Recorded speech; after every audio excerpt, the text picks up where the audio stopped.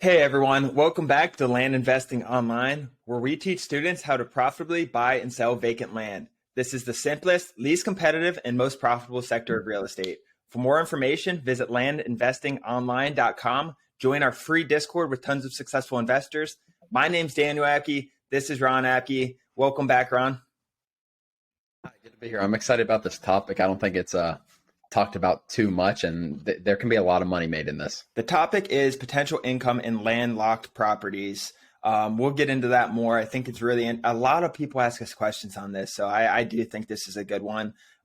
It's better for people who are actually, I think, land flipping currently, and not as much for people who don't really know much about land flipping. But I'm excited to get into that. But before we get started, we have a good question here. Actually, it's one of our students, I guess, has a cash offer for $50,000, and then they have a finance offer for $58,000. The cash offer closes in 14 days per the contract, and the financing closes in 6 weeks. Which one should I take, and what should I do? So I think you have a couple options here. I think I do this a lot because I always kind of look at situationally because I don't see this as this happens a lot like this, but there's also specifics that go into each situation. I don't know exactly this situation. A couple of options. Obviously, you can take one or take the other. The financing option has a greater chance of backing out or not getting through an appraisal, or just a financing offer is going to typically have a higher chance of not going through. So I think your option is take that, gamble with it, $8,000 more. Maybe you'll get in 6 weeks, you said, Dan, so 45 days. Take the 50,000, get it within 2 weeks. That's probably a 95% close rate. Or you can, another option is going back to the cash offer and saying, listen, I have a $58,000 offer. I understand this is a cash offer. I can do 55 for you. I can cut this price. I'll send you the offer so you have proof of the offer. They're already approved, pre-approved, hopefully. So send them that and say, I can do 55 and go from there. Like, that's what it matters a little different. If you have a ton of interest, maybe you have it posted for $58,000 and that's a full price offer. If you have a ton of other interest, I would probably wait it out or go back to that guy and feel comfortable at a number.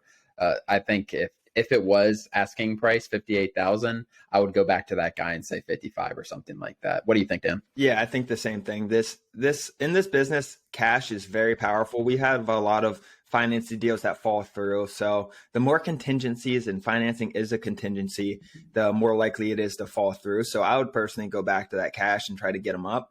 If you have multiple offers and it's only been a couple of days, wait it out, see if you get more, or go back with the number you're comfortable with. Because you're going to sell it if you have two offers right away. One very good or both very good offers, it looks like. It's just you never know with financing. Yep. Make sure you're talking to their bank or getting a proof of what do you call it? Finance proof or finance. What is it? Pre-approved. Yeah. Some kind of pre-approval. One more thing. If the reason we accept financing is when a property is struggling to sell. If we're getting cash offers, and if this was on the market for 3 days, 5 days, something like that, not for a long time, we are going to do our best to get a cash offer, because what that $50,000 or $55,000 or $58,000 can do 2 weeks from now is crazy, opposed to waiting an extra 4 weeks and maybe getting that 58.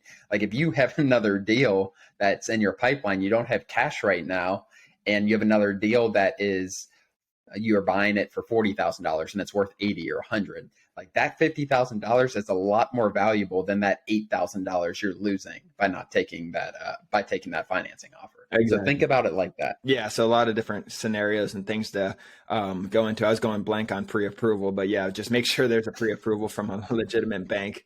Okay. So let's get into the topic: potential income in landlocked properties. Like always, I like to start basic. Let's go over what a landlocked property is. Define landlocked, Ron. So there is no legal access. There's no legal access, essentially, is what I view as a landlocked property. So it's not on a country road. There's not a legal easement that's going towards it. If you want to even get further, there's no legal or physical access. But it kind of goes hand in hand, honestly. Sometimes there's physical access, but no legal. But let's just stay landlocked. So there's no legal access to get to the property. Like I said, it's not on a country road or a county road, county maintained road. It's not on a road. It's behind properties that have access, essentially, is what we're saying. There's no easement that goes through one of the properties with access that takes it there. So an easement is essentially something that is surveyed out and gives your property access if it's landlocked. If there's none of this, then it's 100% a landlocked property. And a lot of times those are used for recreational land, but I don't want to get too much deeper into that. Does that make sense, Dan? It does. So since we covered that now, what a landlocked property is, let's go over the reasons why someone would buy a landlocked property. So a lot of people, there's a couple of things, and sometimes landlocked properties will really surprise you because people love, especially today in 2022, people love privacy. They love getting out front. They love that there's no cars driving by, anything like that. So if you have properties with easements that hide them back, sometimes those are more desirable. Obviously, landlocked is different. Hunting is very normal for landlocked. They'll find a way to get there. Like, yeah, maybe legally they don't have a road to get there, but they'll take a four-wheeler or something like that to get out there and hunt for a day. The bigger acreage ones that are landlocked are a lot more appealing to not only us as flippers, but future buyers as whatever, recreational land or stuff like that. Because there's only so much land out there, and there will be buyers if it's in the right spot. So I think those are the two main things, man. Yeah. One other thing I have on there. So like Ron said, there's still a market for buyers with landlocked properties. The price goes down though, right? So it's landlocked that you're not going to buy the same price per acre as if you had nice road frontage. The price goes down, especially if there's no easement.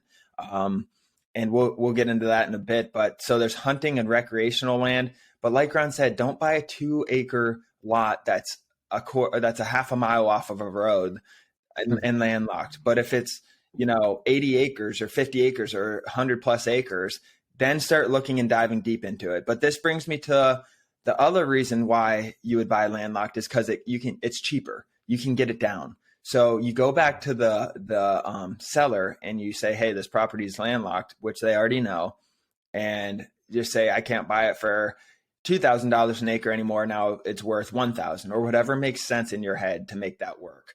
But so yeah, definitely negotiate down with whatever makes sense. And another reason to buy landlocked property, I say, is just the opportunity for easement. Don't you think, Ron? Yeah, to clarify, I thought you were talking about the end buyer, like what the end buyer could use it for. If that makes sense, that's what I kind of answered before when I was talking about what the end buyer is going to use it for. But why do we buy them? Yeah, 100%. Like a potential for easement is there.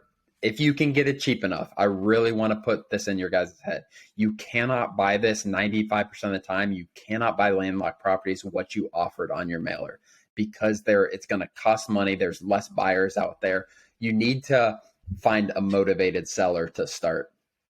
If this seller's not motivated, if they don't understand that being landlocked devalues their property, you probably want to move on. Unless it's some 100 acres back there, you might be able to find something out.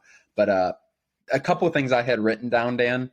Finding an easement, sometimes it looks like it's landlocked, and you might do a title search, which I don't really suggest. You maybe personally can look back and see if there's a survey or see if there's a plat map that shows easement or shows access. Even if you can't see it on Google Earth, there might be legal access there. So that's really important. And again, buying an easement. So what we've done before with like I said, we have a motivated seller. We have typically a bigger property, 10 acres plus, I'd say, Dan, maybe 20 acres plus. And there are properties in front of it that we can call the owners and ask to buy some easement, an easement through them. Maybe we pay $500 and then we buy this property. It's got access now, and we can make $50,000 on this property or something like that. Exactly. So the next question I really want to go into, I guess, is who would this be for? Because like I in my opinion, you don't go into this if you have 20 deals on your plate and all of them have road access and you don't have the time or capacity to really do this. I just say maybe partner with someone who has experience, or these deals, you spend a lot more time on these deals and the profit's generally about the same. I mean, you can make it happen, but the profit's great. I'm not going to say it's not. It can be, but you'll spend a lot of time on deals and they'll fall through. They just won't close or whatever reason. So I'd just say I think this is best for people early on or people who have good systems in place and have time. But for people, like I said, with just a ton of deals, no time, I just say partner with someone who knows what they're doing or has time, because it can get difficult and it can be a lot of work, I'd say. Do you agree with that? You said early on you'd suggest this. Is that because time? They'd have time? That's because time. You have more time, and be careful early on. It's more. I'd say it can be for more experienced people because there's more that goes into it, but it's such good opportunity to grow your knowledge base. And yep. I mean, once you get the easement or whatever route you go, the risk is lower, I think, or it can be pretty low generally if you get the price right. I just think early on, just because of a time aspect, it's a really good place to start, and you get those calls back more as well. That's why I think early on you'll get a lot of landlocked properties back. You'll sometimes question, like, why aren't I getting any road frontage property? It's what happens at first. It happened to us. I think there's more time to work on those individual landlocked properties at first. Do you agree? Yeah, I think it can be. See, I'm kind of maybe not the first deal or the first two deals or first three deals for me. That's what I would suggest, honestly. Like, I really want that first couple deals personally, and Daniel might say something different, and that's fine. I really want those first couple properties to be pretty straightforward as far as buy and sell. Like those landlocked properties, you'll know when you find a really motivated seller who just needs some money and you can negotiate down. You don't want to, like, at the same time, like, the best value for someone who's new, time value, is sending more mail, in my opinion. I don't want you to say no to every deal that comes back, that it's not perfect. But if you ask me personally, your first deal, and it's landlocked or it looks to be landlocked, I'll probably tell you to pass. We had one of our newer members yesterday who sent us a deal that it was one of his first calls back, and he sent us a deal and it didn't have access. It had some floodplain too. And I let him come to a conclusion because I wanted him to, but I just, like, and the conclusion I wanted him to come to, which he did, was like, there's no clear access. That's just not a great first deal. But you can make a ton of money on it. And we talked about it in the niche video, I assume, Daniel. I don't remember 100%, but I'm sure we talked about it as a niche. So many people. So what happens? So many people will just say no to these deals, and that's fine. But there is a huge market for it if you're willing to put in the time and effort to find access, to create access for them. It is a massively profitable sector of land in general. Yeah, and to be clear, early on, I don't mean your first deal. Do not. I wouldn't recommend doing it on your first deal. I mean, maybe you've done 5 to 10 deals, but you only have one in the pipeline. You have time. It's more about a time thing, is why I said that. In our niche video, we talked about this being as a specific advanced niche once you go down. So you can specialize in these things too. And you can go to other people in our group and in Discord and ask them if they have landlocked properties to send it to you and partner with them or give them 10% or whatever you guys work out. But there's a lot of opportunities there. So it is an advanced niche, but I think you can spend more time early on is what I meant by that. So not to confuse anyone. For us, do we mess with them? We're starting to get more into them because we have our processes in place and a salesman and all that stuff. But there's a long period of time where we just didn't touch them, and the acreage and everything needs to make sense. But there's definitely a ton of opportunity there. Yeah. Going back to what you said, I think that makes a ton of sense. 5 to 10 deals, Dan. That, obviously not your first deal or something like that. Once you do 5 to 10 deals, then you're like, this next deal should, like, it's easier to just do the one with access, which it always is. Always take those deals. But once you get comfortable doing the same thing over and over, you might not go out of your comfort zone. I think after you do 5 deals, like, you're willing to try something else. I think it's a good time to bring on a niche, and starting that too early, opposed to after you do 20 or 30 deals, you're like, I'm just going to keep doing it this way because this is what I've always done. If you can expand yourself into a different category, it's going to take your business very far. You got to know what to say yes and what to say no to. But that's a really good point. I like that a lot. Yeah, great point. Great point there. That's really, I have just one last thing I want to mention is, like Ron said, it's a lot more work, and it requires more patience. So definitely like just go into this with that patient mindset, I'd say, because it's going to be more work, more phone calls, all that good stuff. That's all I have. You have anything else, Ron? No, I think that's great. We're gonna. I know that niche video, and a lot of people like that niche video. If you guys have other niches you want us to talk about, please let us know. I think it's really good to talk about these in a little more depth because we can only do so much in a 20-minute niche video talking about all the different niches you can go into. But we plan on kind of talking about these a little more in detail because there's so much you can do with this. Our the value of doing a specific niche and becoming really good at it, just that there's so few people that can be experts in it. What do you think the second biggest niche is? If this is one, landlocked properties, this is the biggest because you get so many back. But what do you think the second would be? I think splitting, I would say, Dan. I think splitting properties. So, and we'll plan this. I'll write this down right now, and we'll plan on doing one of these. So it's basically a minor split. So if you have 50 acres that you're buying, splitting it into 10 5-acre parcels. I think that is extremely profitable. It takes a lot of work, and don't get me wrong, it's a little longer process, but I'm going to put that on our list to talk about, Dan. Awesome. Okay. Well, that's all I have, guys. Thanks for joining. Visit landinvestingonline.com. We have a free consultation if you go to our Start Here page. This is for people who are serious. Maybe they haven't made the step to buy the course yet. You have some questions. You want to go over a few things with us. It will be a call personally with Ron or myself, one or the other.